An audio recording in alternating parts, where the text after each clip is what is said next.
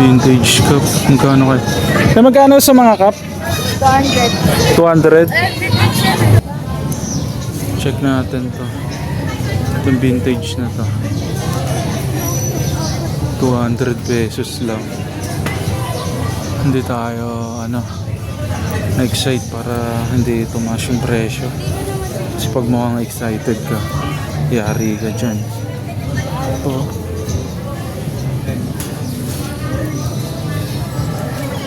Wala po kayong Nicki Minaj naman. Laki ng print. Nicki Minaj yan. Suwabe yan. 50 pesos lang din to. Murang-mura. Ganda. Solid oh. Kapal ng neckline yan oh. Ano lang siya. Palong sleeve nga lang. Pero okay lang kasi mura lang. 100 pesos to. 90s na to. Quicksilver. Ganda. May panteron tayo dun sa cup. Viewer mga bossing, dito na naman tayo ngayon sa flea market. Kaya mag-uukay hanta naman tayo rito. Dami naman nakalatag rito, solid na naman no. Mag-revisa na naman tayo rito, mga tira-tira kasi gabi pa lang pinipilian na yung mga ukay dito ng mga taga-ibang lugar. Kaya ayan, tira-tira na lang tayo. Kaya huwag na kalimutan mag-follow, mag-like and subscribe sa ating YouTube channel mga bossing ha. Kaya maraming salamat. Umpisa na natin to. Let's go! Yung mga bossing, ito, may mga nakita na tayo rito. Wow! Ayan, no? Vintage na, no? Vintage shirt na World Champ, FIFA World Cup. Ganda. Kinaganda lang mura. 50 pesos lang. Ito natin nakalkal, no? Baka bagong box lang to, pero ang mura. Ito, meron pang isang aso. Wala na to. Pagod na. Ito lang bagong-bago. Check pa natin ito. Ito mga bossing, meron po. Wala po kayong Nicki Minaj naman. Wow! Laki ng print yun nga lang, sayang. Rock na yung mga print niya. Pero Nicki Minaj yan. Suwabe yan. 50 pesos lang din to, murang-mura. Ayun yung tag niya, hard tag pa siya. Gildan lang pero ganda ng size. Size large. Curling truck lang talaga siya oh. Sayang to. Pero okay na siguro to pang gamit-gamit. Kasi 50 pesos lang naman. Dito parang paldo tayo rito sa isa na to. Italia na to na World Cup Champions 2006. Vintage na to. Pasok na sa vintage yan. Kasi 2006 siya. Ayos, silang taon na rin ito. Tiyempo. Dalawa agad tayo. Paldo na kasi murang-mura lang. 50 pesos each. Kaya comment kayo kung sulit to sa 50 pesos to. Not bad. Yung bayaran na natin. Damay ka. Kaya 50 lang po ba isa? Ito, dalawa. Yan po. Ayos na dalawa agad tayo. Dito tayo sa natin. Next spot. Ano tayo kakakalkan? Baka paldo rin tayo.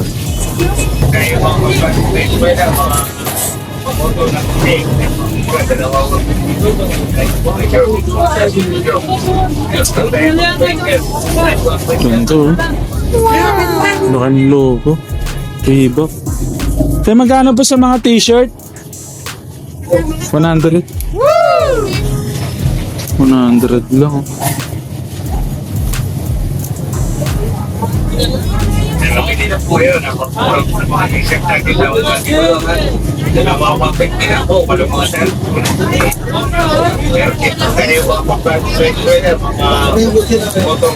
Ano to? Korean Blade. Tira-tira. Isa kaso. Ganda oh. Para siyang pa oversize. Yun nga lang, tatag siya. Pero legit naman to. Oh, wala rin siyang tag. Ay, wash tag, wala rin. Laki ng logo sa likod, oh. Ito na yung ano niya, yung hashtag niya, tsaka yung tag. Nasa leg na lahat. Kaya pala tinanggal. Pero ayan, meron siyang ano, jack tag, oh. Grabe yung logo nito, napakalaki. Wow. Logo ng Reebok. Check natin yun. 100 pesos.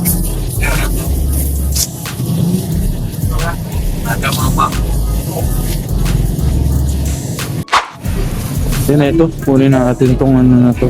Kasi legit naman to. Ganda tong t-shirt na to kasi napakalaki ng logo niya. Tapos embroidered to siya. Tahi siya. Yun yung pinaka-issue niya talaga yan. Pinutol yung tag tsaka yung wash tag yan. Tinanggal. Pero ay meron naman siyang no? May ganyan siya sa harap tapos may bulsa. May Reebok basketball. Solid na rin 100 pesos daw. Then dito tayo. May mga sombrero na naman. Ang dami. Sa mga selection na lang. Buong vintage ko. Oh. Wow. Check natin. Vintage cup. Magkano kayo? Magkano sa mga cup? 200. 200? Woo! Maliit eh.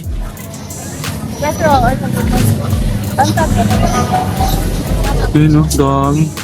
OG logo. Check natin to. Yung vintage na to. 200 pesos lang.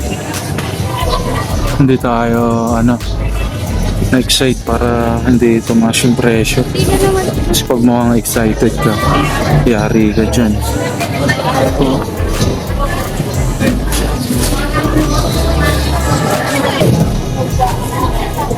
Ano yung nakita natin?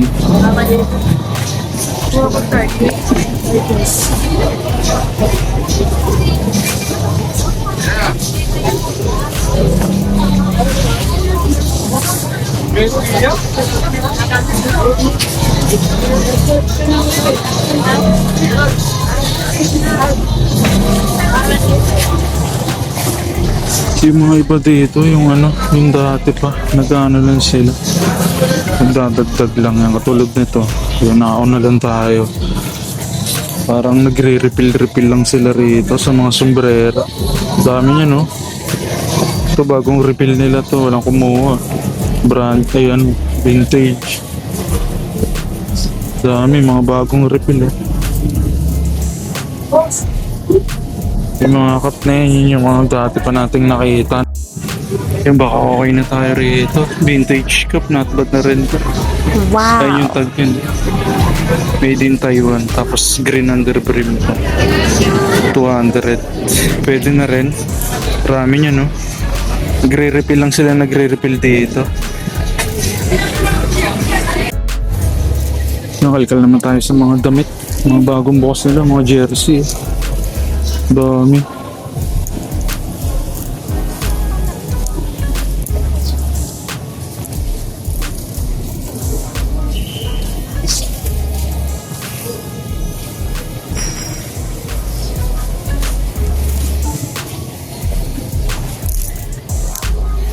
Dami na ng mga bagong box, oh. Jersey. Mga kusot pa. Kaso mga fake. Swerte nung nauna doon, no? Nakarami siguro yun. Excel, oh. Oo nga. Dami. Puro mga dry fit. Daming Nike, oh. Mauulan ng Nike. Magkano kaya isa nito?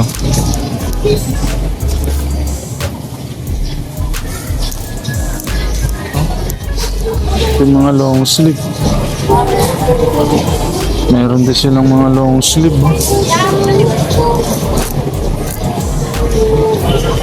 Solid.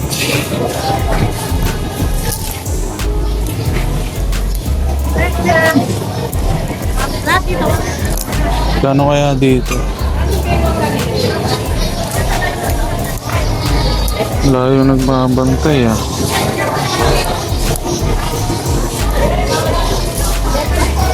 Dami oh.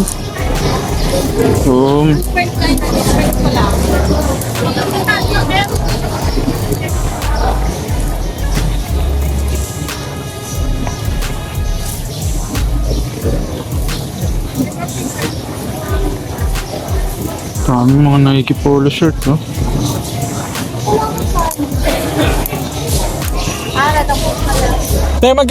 Magkano po dito? 250 sa panlalaki, 150 sa pagbabae. Yun lang, 250, mabigat. 250 daw.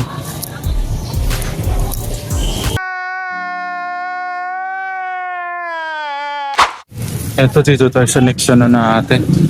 Next sukayan. May mga selection sila dito. Mga US bail ka. Pero ano, mura lang, 100 pesos. Yung pinakasolid na nakita natin dito. Tag pa lang oh.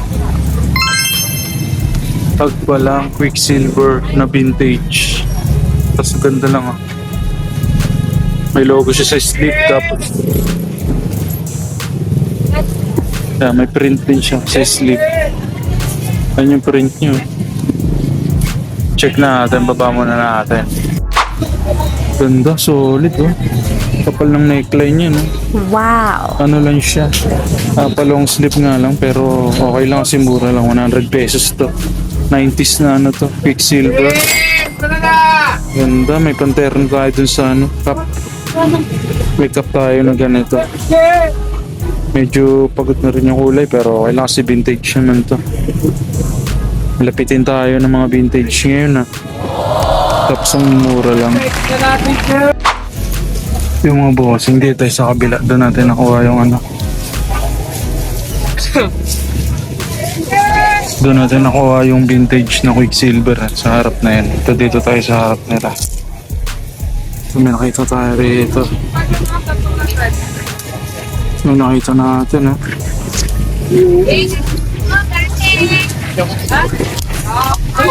brand nyo na ano, Nickelodeon mga posing na t-shirt. Wow. 80 lang ta. 80 pesos lang. May hangtag pa siya. Tapos yan, embroidered. Embroidered yan. And hard tag pa siya. Dated pa. 2020.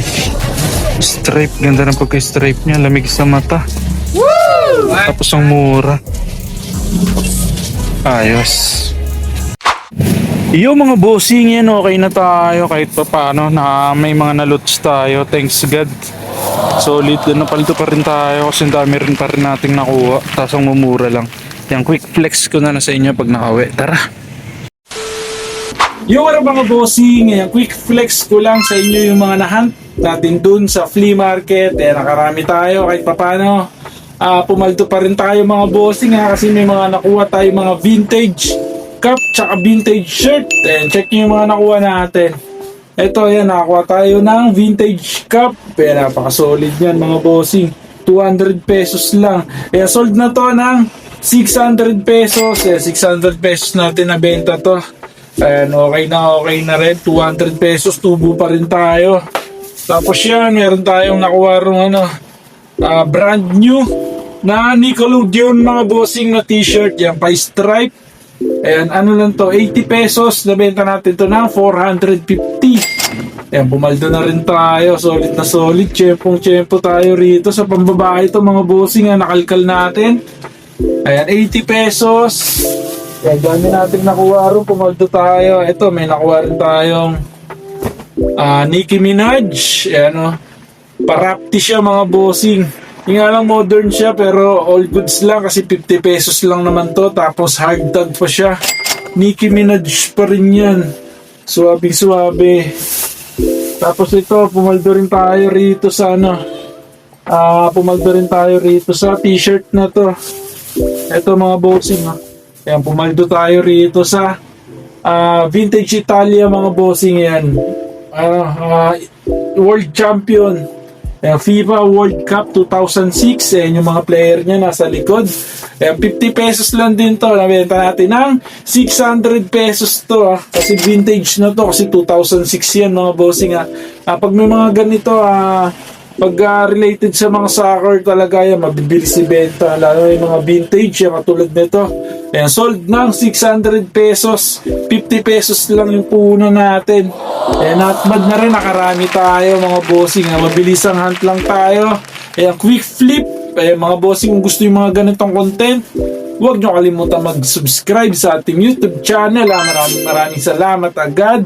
Like nyo na rin yung ating mga video, mga bossing. Ayan, magkita-kita ulit tayo next upload. Let's go!